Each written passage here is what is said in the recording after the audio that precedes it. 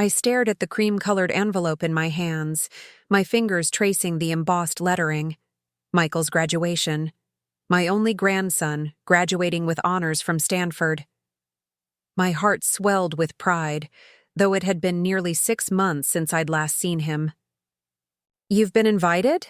Martha asked as she set a cup of tea in front of me. We'd been friends for over 40 years, and she knew everything about my complicated family situation. "Yes," I whispered, still not quite believing it. Diana actually put my name on the invitation. Diana, my daughter-in-law, had been systematically pushing me out of family gatherings for years. Small exclusions at first, forgetting to call me about Sunday dinners, accidentally giving me the wrong time for Christmas Eve. Then bigger ones. A family vacation I only learned about through Facebook photos, Michael's high school graduation, party that I'd found out about weeks after it happened. And Robert, my son, just went along with it. "Mom, Diana handles the social calendar," he'd say with that apologetic shrug that made me want to shake him. The same shrug his father used to give when he was avoiding conflict. "Maybe things are changing," Martha suggested, though her tone betrayed her skepticism. I opened the envelope again, running my finger across Michael's name. Such a good boy, always making time to call his grandmother on her birthday, sending handwritten thank you notes when I'd mail him books or small gifts. He'd gotten that thoughtfulness from his grandfather. "I have the perfect gift for him," I said, standing up and moving to the antique bureau in my living room. From the bottom drawer, I pulled out a small velvet box. Inside was George's watch, a vintage Omega that had been on his wrist every day for 40 years of our marriage. Before the cancer took him, he'd made me promise to give it to Michael when the time was right. "Carmen, that's beautiful. Michael will treasure it," Martha said. I nodded, blinking back tears. "I'm going to call and confirm I'll be there. I want to make sure they're actually expecting me." The phone rang 4 times before Diana answered with a clipped, "Hello?" "Diana, it's Carmen. I wanted to thank you for the invitation to Michael's graduation." A pause. "Oh, yes. Michael insisted we send you one." Her tone implied this was an unwelcome imposition rather than a family celebration. I swallowed my pride. "I just wanted to confirm that I'll be attending. It's such an important day for Michael." Another pause. "Fine. I'll make sure there's a seat for you." The words came out like she was agreeing to seat a stranger, not her husband's mother. "Thank you," I said, determined to stay gracious. "Is there anything I can bring or help with?" "No," she replied quickly. "Everything's arranged. The ceremony starts at 10. Don't be late." Before I could respond, she'd ended the call. I set the phone down, my excitement dimmed but not extinguished. "That bad?" Martha asked, watching my face. "Same as always," I sighed. "But I don't care. This is Michael's day and I'm going to be there for him, whether Diana likes it or not." I closed the watch box with determination. I would wear my best dress, the blue one George always loved. I would get my hair done at the salon. I would arrive early and with my head held high. "Diana can't keep pushing me away forever," I said, more to reassure myself than Martha. "Michael's going to have his grandmother there on his big day, and I'm bringing a piece of his grandfather with me." What I didn't say, what I could barely admit to myself, was how much I missed being part of a family. How the holidays grew, emptier each year. How the photos on my mantle stayed frozen in time while Michael grew up mostly without me there to see it. How sometimes the silence in my house was so complete that I would turn on the TV just to hear human voices. Martha squeezed my hand. "Just remember, Carmen, whatever happens, you're going for Michael. Keep your focus there." I nodded, tucking the invitation into my purse. 1 week until the graduation. 1 week to prepare myself for Diana's cold shoulder and Robert's uncomfortable silence. 1 week to summon the courage to walk into a celebration where I was, at best, an afterthought. But I'd be there. with George's watch and all the love and pride that came with it. The morning of the graduation arrived with perfect California sunshine. I'd driven from Sacramento the day before, checking into a modest hotel near Stanford's campus. After a restless night, I dressed carefully in my navy blue dress with the pearl brooch George had given me for our 30th anniversary. My hair, freshly styled, and a touch of lipstick completed what Martha had called my dignified but not trying too hard look. I arrived at the auditorium 90 minutes early, clutching both my invitation and the small gift box containing George's watch. The campus was already buzzing with excited families in their Sunday best, many carrying flower bouquets and balloons. "Good morning," I said to the student volunteer at the entrance. "I'm here for the engineering department graduation." "Thaw," young woman smiled brightly. "Of course. Are you looking for the family seating area?" "Yes, I'm Michael Winters's grandmother," I said, feeling a flutter of pride as I spoke the words. She checked her tablet. "Let me see. Winters. Ah, here we go. Your family has reserved seating in Section C. Just follow the signs and someone will help you find your specific seat." I thanked her and made my way through the growing crowd. Section C was near the front. Diana must have pulled some strings. Perhaps this day would be different after all. The usher at Section C checked my name against his list. His smile faltered. "Mrs. Mendez? Let me just… He flipped through several pages. "Ah, I see. You're actually in Section G, in the auxiliary seating." "There must be some mistake," I said. "I'm Michael Winter's grandmother." "Let me double-check," he said kindly. After a moment, he shook his head. "I'm sorry, but according to my information, the Winters family reserved their seats in Section C, but there's a separate seat for Carmen Mendez in Section G." My heart sank, but I forced a smile. "I see. Thank you." Section G was at the very back of the auditorium, behind several columns that partially obstructed the view of the stage. I found the row and began looking for my assigned seat number. That's when I saw it. Seat G14 had a small card with my name, but someone had written in blue ink beneath it, "Better if she doesn't come." My hand trembled as I picked up the card. The handwriting was unmistakably Diana's, the same looping script I'd seen on countless Christmas cards and birthday invitations over the years. "Are you all right, ma'am?" A young usher approached, concern evident on his face. "I'm fine," I managed, quickly tucking the card into my purse. "Just looking for my seat." He nodded and moved on. I sank into the chair, still clutching my purse, trying to process what had just happened. They hadn't wanted me here at all. Michael's insistence on inviting me had been met with this, a deliberate humiliation. As I sat there, trying to compose myself, I heard familiar voices approaching.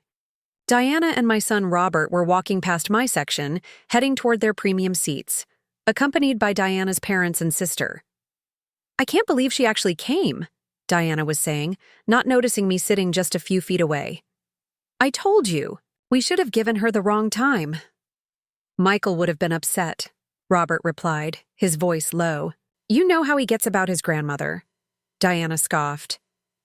"The old bat probably just came for the free lunch at the reception. She'll corner Michael, tell him the same boring stories about his grandfather, and make everything awkward like she always does. My son didn't defend me." He simply sighed, looking uncomfortable but saying nothing as they continued walking. I sat frozen in my seat, the gift box heavy in my hands. Tears burned behind my eyes, but I refused to let them fall. Not here. Not where Diana might see and consider it a victory. Instead, I took a deep breath and looked around. The auditorium was filling quickly with proud families. Mothers adjusting fathers' ties, siblings playfully arguing, grandparents beaming with pride.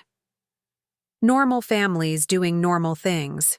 And here I was, banished to the back, hidden behind columns, a reluctant addition to what should have been a joyful family occasion. For a moment, I considered leaving. I could walk out now, drive back to Sacramento, and call Michael later to congratulate him. I could mail the watch with a nice card. I could avoid the awkward reception, the cold shoulders, the polite but brief conversation I'd have with my grandson while Diana hovered nearby, ready to whisk him away to meet more important people.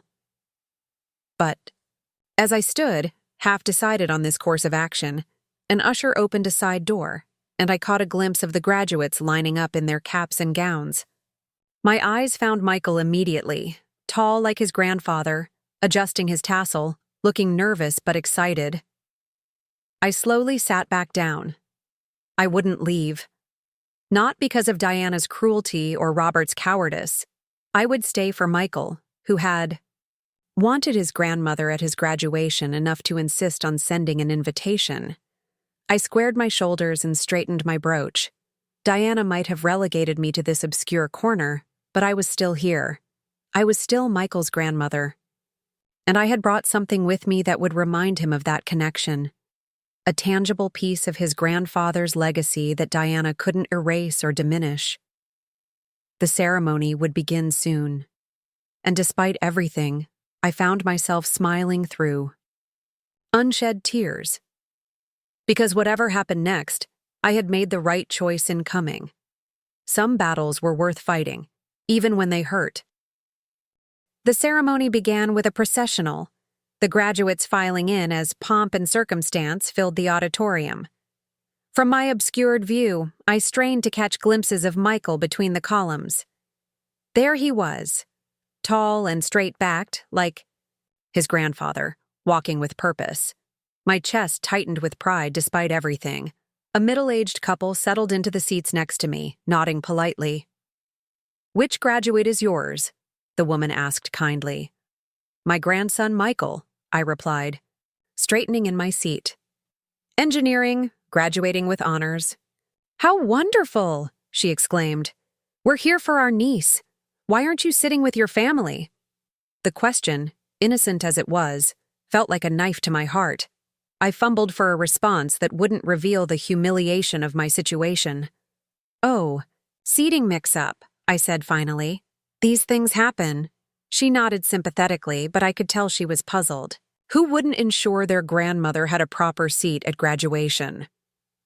As the university president began his welcome speech, I found myself fighting back tears.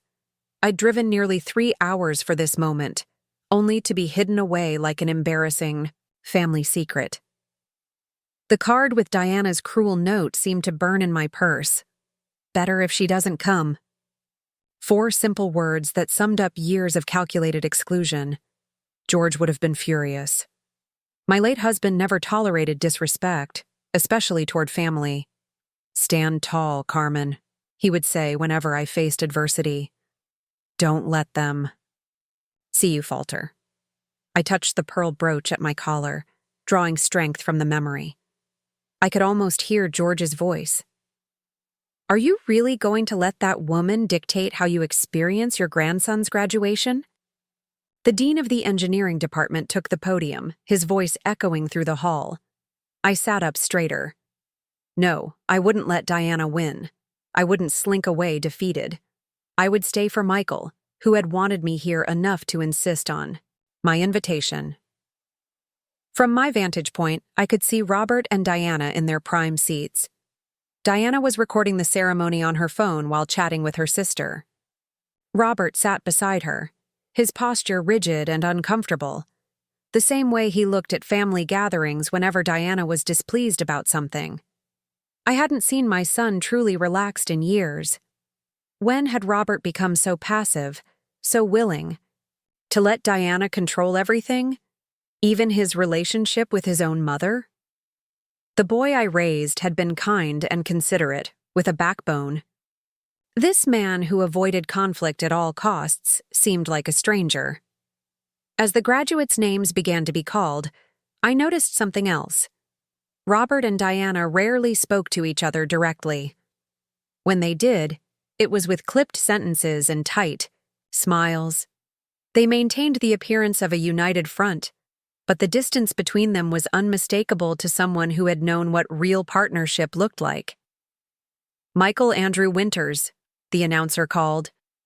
I stood up instinctively, craning my neck to see over the crowd. There he was, crossing the stage with confident strides, accepting his diploma with a firm handshake. My heart swelled. In that moment, I didn't care about my obscured view or my isolated seat. My grandson was graduating with honors, and I was here to witness it. "Bravo, Michael," I whispered, clapping until my hands hurt. When I sat down again, I noticed the woman next to me dabbing at her eyes. "Nothing like seeing them succeed, is there?" she said. "No," I agreed, my own eyes misting. "Nothing like it at all." As the ceremony continued, I made my decision. I wouldn't confront Diana about the cruel note. I wouldn't cause a scene or demand explanations. Instead, I would approach Michael directly after the ceremony, give him his grandfather's watch, and tell him how proud we both were of him. I would be gracious and dignified, no matter how Diana tried to marginalize me. The graduates stood for their final recognition, moving their tassels from right to left. Cheers erupted throughout the auditorium. I joined in the standing ovation, my heart full despite the hurt. As people began gathering their belongings, preparing to find their graduates outside, I carefully checked my appearance in my compact mirror. I smoothed my dress, reapplied my lipstick, and took a deep breath. The gift box with George's watch was secure in my purse. "Stand tall, Carmen," I murmured to myself, channeling George's strength. "Don't let them see you falter." With my head held high, I made my way toward the exit, prepared to navigate the crowd until I found Michael. Whatever reception awaited me from Diana and Robert, I would face it with grace. This day wasn't about their coldness or my hurt feelings. It was about Michael and his achievement, about connecting him with the grandfather who would have been so proud. And perhaps, just perhaps, it was also about reclaiming my place in my grandson's life, one careful step at a time. The courtyard outside the auditorium buzzed with celebration. Families clustered together, taking photos and embracing. Graduates. I scanned the crowd for Michael's tall figure among the sea of caps and gowns. "Grandma Carmen!" I turned to see Michael weaving through the crowd toward me, his face brightening with genuine pleasure. Before I could say a word, he enveloped me, in a bear hug that lifted me slightly off my feet, just like his grandfather used to do. "You came?" "I wasn't sure if you would," he said, setting me down gently. "I wouldn't have missed it for the world," I replied, blinking back tears. "I'm so proud of you, sweetheart. Did you see me get my diploma? I looked for you in the family section but couldn't spot you."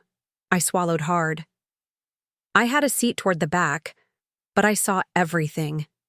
You looked so distinguished crossing that stage. "Michael!" Diana's voice cut through our moment.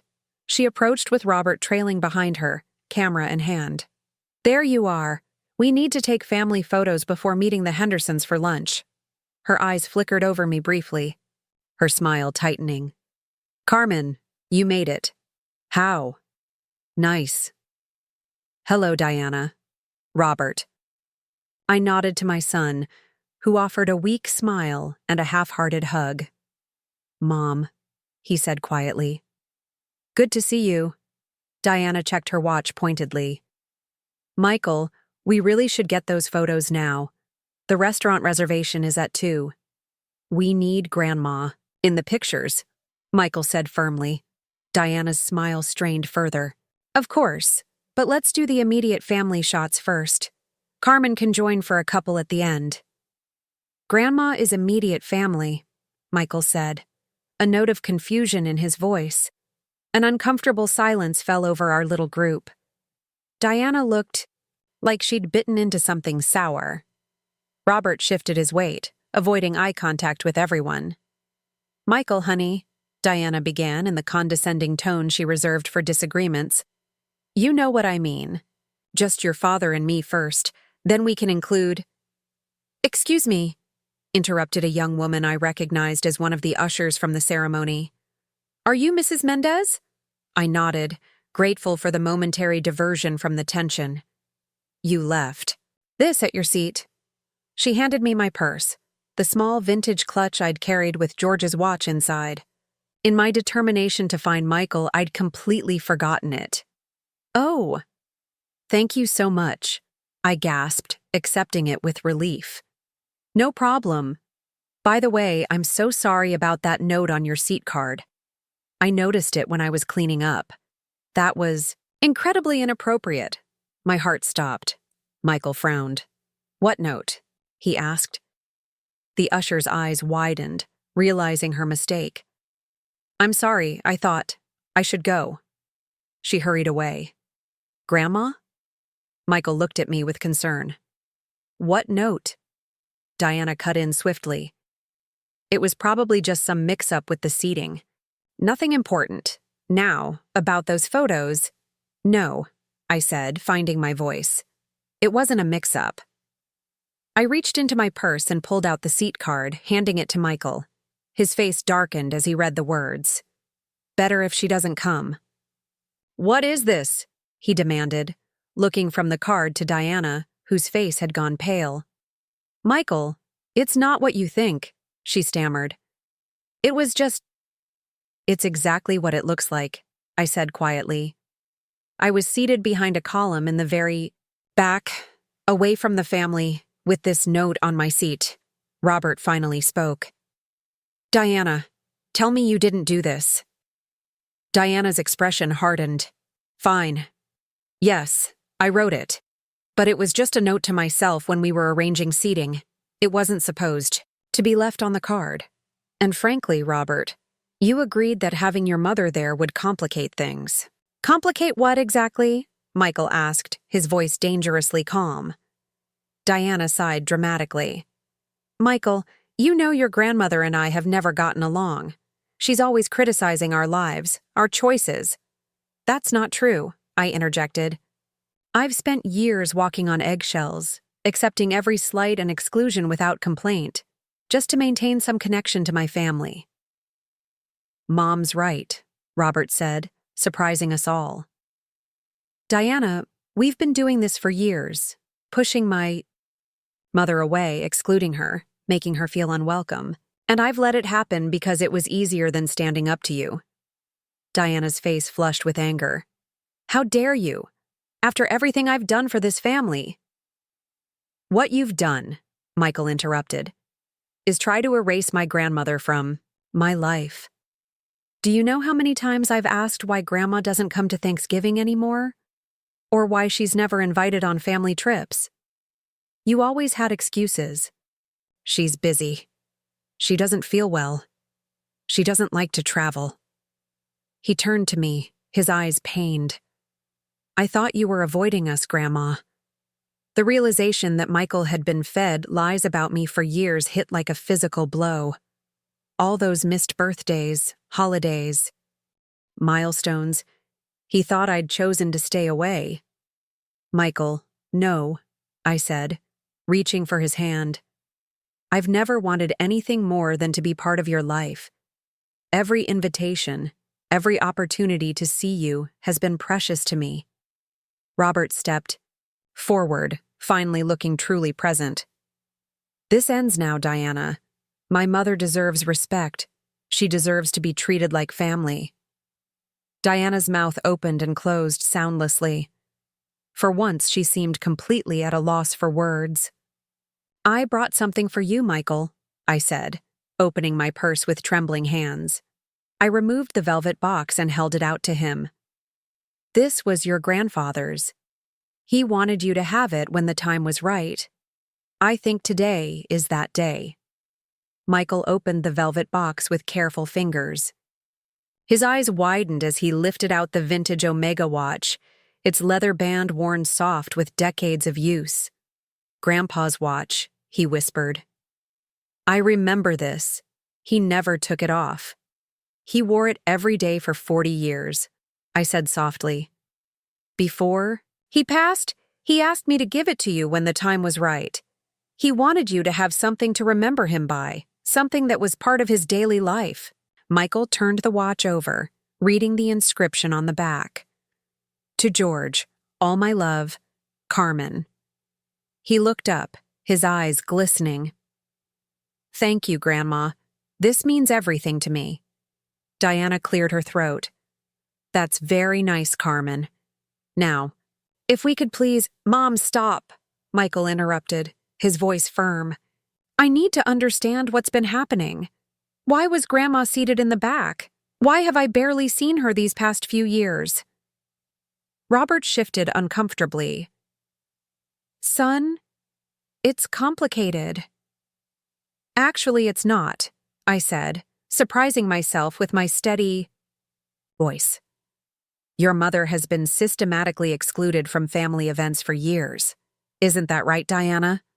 Diana's mouth tightened into a thin line. You always exaggerate, Carmen. We invited you to plenty of things. Like what? Michael challenged. Name one family event in the last 2 years where Grandma was included. Diana faltered, clearly trying to recall any example that would support her claim. Christmas? She offered weakly. Grandma wasn't at Christmas last year, Michael countered. Or the year before. You told me she had other plans. Well, she always criticizes how I decorate, how I cook. I've never criticized your decorations or your cooking, I interjected. Not once. Robert finally straightened his shoulders, looking directly at Diana. She hasn't, Diana. This has always been about your insecurity, not anything my mother actually did. Several people nearby were starting to notice our tense conversation. Diana's face flushed with embarrassment. Can we please discuss this somewhere private? She hissed. Yes, let's, Michael agreed. Because I have a lot of questions that need answers. He turned to me. Grandma, you're coming too.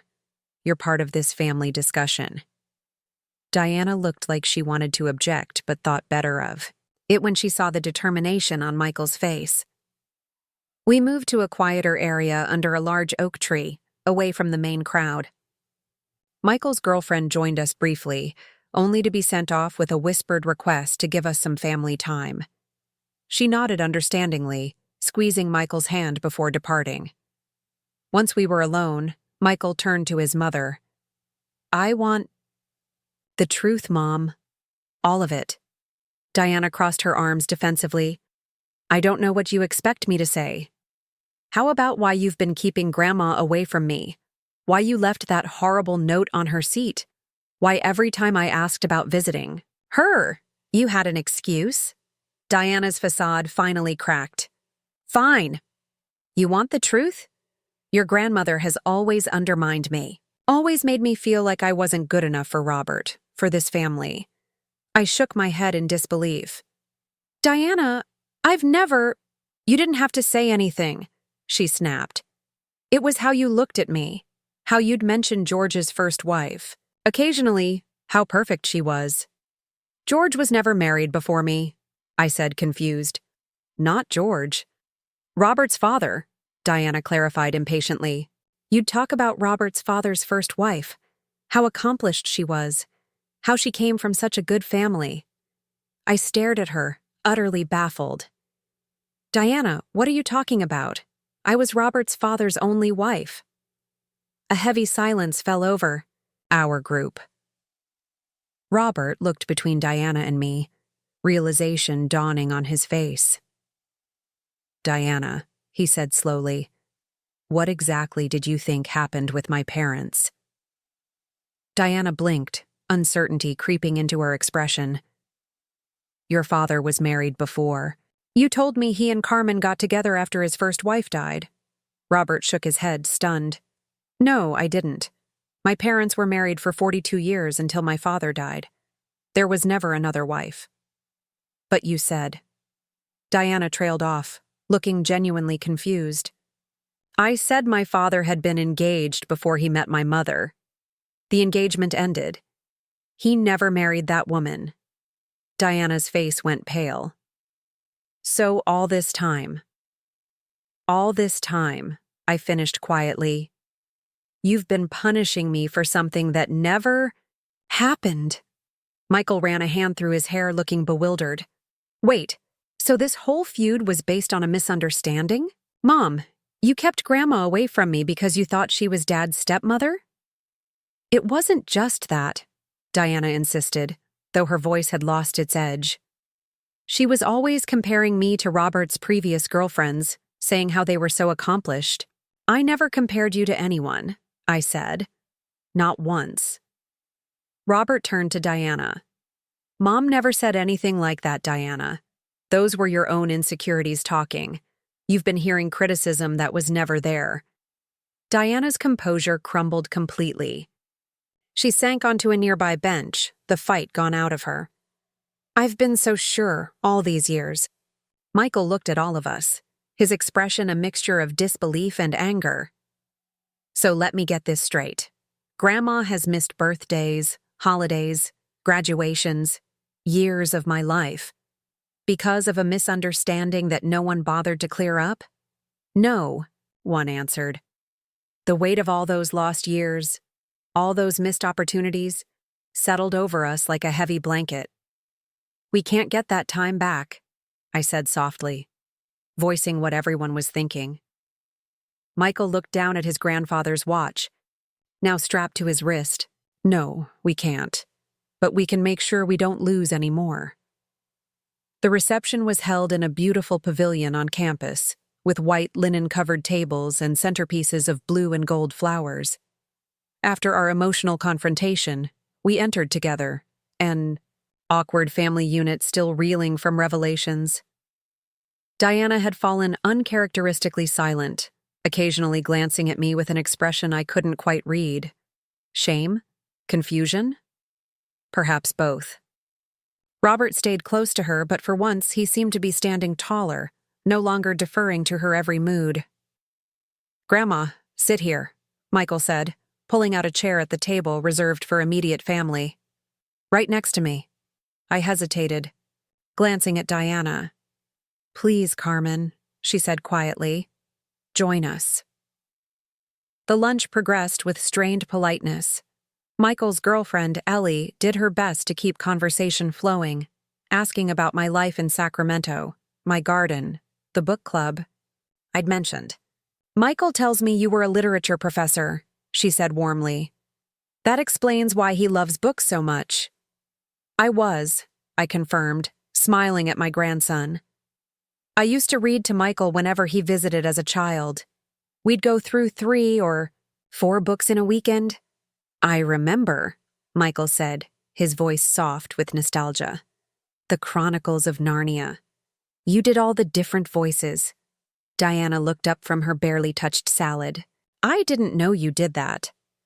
An uncomfortable silence fell over the table. There's a lot we don't know about each other, I said finally. Maybe it's time to change that. After dessert was served, Michael excused himself briefly to greet some friends. Robert took the opportunity to lean toward me. Mom, I owe you an apology, he said, his voice low and earnest. I've been a coward. I knew Diana was keeping you at arm's length, and I went along with it because it was easier than confronting the issue. I failed you. You're my son, Robert, I replied, reaching for his hand. I've never stopped loving you, even when it hurt to be excluded.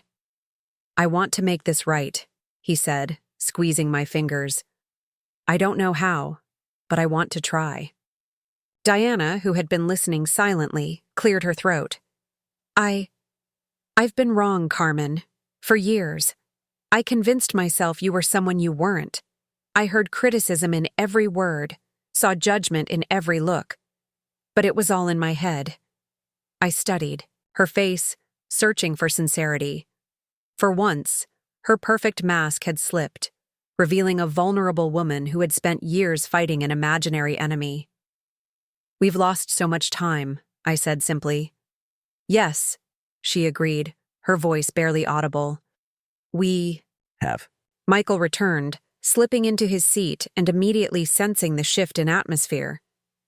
Everything okay? We're talking, Robert said. Really talking, maybe for the first time in years. The conversation that followed wasn't easy. There were uncomfortable silences, moments of barely contained emotion, old hurts rising to the surface. But there was also something new, a willingness to listen, to acknowledge mistakes, to consider perspectives beyond our own. As the reception wound down, Michael checked his new old watch and announced he needed to meet friends for a graduation celebration. Before you go, I said, reaching into my purse, I have something else for you. I pulled out a small photo album bound in soft leather. Your grandfather and I started this when you were born. It's photos of you with us over the years, and on the back of each one, your grandfather wrote a little note about the day. What you were like, what made us laugh or filled us with pride. Michael accepted the album, carefully turning the pages. His finger traced his grandfather's handwriting on the back of a photograph showing a toddler Michael on George's shoulders. Michael, age 2.5, he read aloud, asked why the sky is blue. When I explained about light wavelengths, he looked at me like I was crazy and said, No, Grandpa, the sky is blue because it's happy. Smart kid already knows more than his old. Grandpa! Michael laughed, but his eyes were damp. I don't even remember this. That's why we kept the album, I said softly. Memories fade, but these moments shouldn't be forgotten. Diana leaned over, looking at the photos with genuine interest. I've never seen some of these, she admitted. There are so many stories about Michael you haven't heard, I said. And I've missed so many stories from the years I wasn't included. Maybe. Diana hesitated, then continued more firmly. Maybe we could meet for lunch next weekend? Just the two of us. You could bring more photos, and I could bring some from our family trips. The olive branch was awkwardly extended, but it was sincere. I nodded. I'd like that, Diana. As we prepared to leave, Michael hugged me tightly. This isn't how I expected graduation day to go, he murmured against my hair.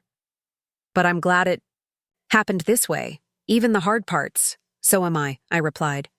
Your grandfather used to say that the truth might hurt, but lies hurt longer. Michael stepped back, touching the watch on his wrist. I'll wear this every day, and whenever I look at it, I'll remember him and you. Robert approached, putting an arm around my shoulders. Mom, why don't you stay with us tonight? Your hotel must be impersonal and we have plenty of room. I hesitated, not wanting to push too far too fast. Diana joined us. Please, Carmen, stay. We have a lot of catching up to do. Walking to the parking lot together, I felt something I hadn't experienced in years. The sense of belonging to a family again. Not a perfect family, certainly. We had years of misunderstandings and hurt feelings to work through. Trust would need to be rebuilt slowly, one conversation at a time. But as I watched Michael stride ahead of us, his graduation robe draped over his arm, his grandfather's watch glinting in the afternoon sun, I felt George's presence beside me. Stand tall, Carmen, he would have said. You did it. The seat they had assigned me today had been meant to keep me apart, to render me invisible. Instead, it had brought everything into the light. Sometimes the place you're not supposed to be is exactly where you need to be. I had come today bringing George's watch as my surprise. But the real surprise had been for all of us, the unexpected gift of truth, and with it, the chance to begin again.